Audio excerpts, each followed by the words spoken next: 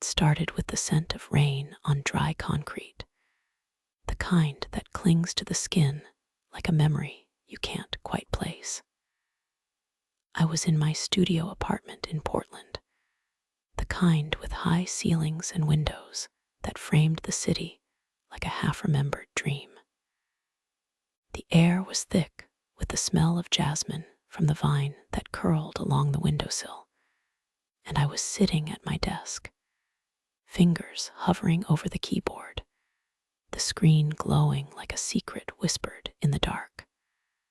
I had written the message 3 times, deleted it, rewrote it, each version more brazen, more reckless, until finally I sent it. Just a sentence, no flourish, no warning, just this: doors unlocked. I want you to come straight in. Don't knock, just take me. I hadn't even thought about what the words would do once they were out there. I just knew there in the hush of the apartment, the city murmuring outside, the clock ticking in the background, that I had no choice. I had to let him in. I stood up, the chair creaking behind me, and walked to the bedroom. The hoodie was old, soft, the kind that smelled like the inside of a car on a summer day, warm, worn, familiar. I pulled it over my head and let it fall where it would. No other clothes, just that. The fabric was thin, the cotton clinging to the shape of me, the curve of my thighs, the rise of my breasts. I didn't move. I just stood there, listening to the silence.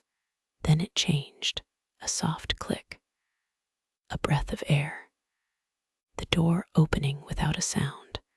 I turned slowly, heart already thrumming like a moth against glass. He stood in the doorway, just as I had imagined him. No words, just the way his eyes moved slowly, like a hand running through water. They settled on the fabric at my hips, then higher, then finally met my face.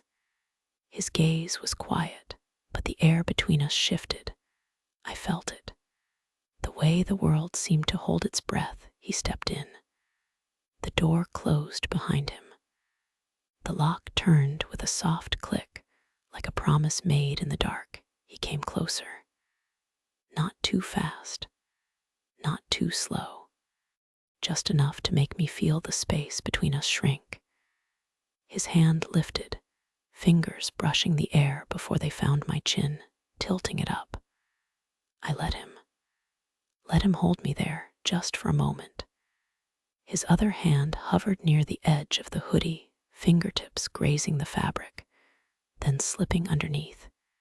His skin met mine in the faintest trace of contact. A whisper, a promise. I inhaled, and he did too. His breath was warm, close. I could feel it against my neck, like a secret being passed between us. He moved his hand down, along the curve of my hip, the cotton sliding over my skin, until he reached the place where I was already trembling. He didn't speak. He just found me, and I felt it. The way my body responded, the way I leaned into his touch. My knees nearly buckled, but he held me steady. He groaned. A low, quiet sound that made my pulse quicken. I didn't want to speak. I just wanted to feel. To let his fingers press into me, to let the pressure build, to let the world melt away into something I couldn't name. He moved his hand, slow and careful, and I gasped.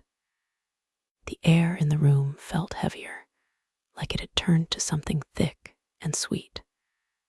I pressed my body closer to his, not even realizing I was doing it, until I felt the heat of him against my hip. I wanted more. I didn't know how to ask. I just let my body speak for me. He kissed me then. Soft at first, but there was hunger in it. A quiet, deep hunger.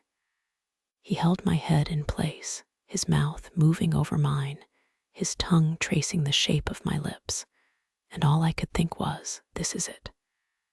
This is what I have been waiting for.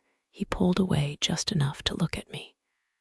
His eyes were dark, not angry, not demanding, just full, like he was drinking something he couldn't quite put into words. I didn't speak. I just let him touch me, let him press his fingers into me, slow and deep, the way I had dreamed of. I bit my lip to keep from making a sound, but I couldn't stop the way my body moved in time with his, the way my skin burned where he touched me, the way my breath came fast and shallow, like I was running through a forest I didn't know. He moved his hand again, and I gasped. My legs shook. I reached for him just for a second, but he stopped me. His fingers curled, and I felt something inside me tighten, like a thread I didn't know had been pulled too tight. I didn't want to think.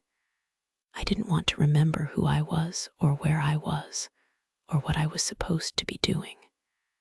I just wanted to feel, to let the sensation build, to let it grow into something I couldn't name.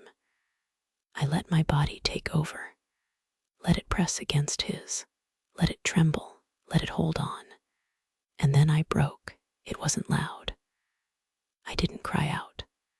I just felt it. The way my body clenched around his fingers, the way my breath caught, the way I wanted to let go and hold on all at once.